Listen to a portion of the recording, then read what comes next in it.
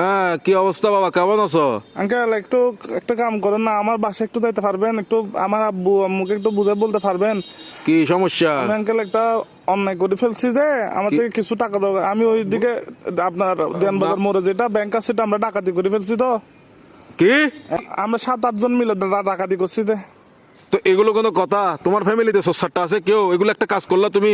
হ্যাঁ, তোমার পিছিয়ে তো পুরা দেশের পুলিশ আর্মি সবগুলো পড়বে এখন। Uncle, এগুলো তো আমি কি বুঝাবো এখন তোমার না, ঘরে? uncle, তোমার টাকা কাজগুলো দরকার কিন্তু উচিত হয় নাই। না না না, এগুলো কিন্তু উচিত না কাজ। না, এগুলো বলে লাভ নাই। তোমার ঘরে কি, Uncle, তোমার কি অভাব আছে?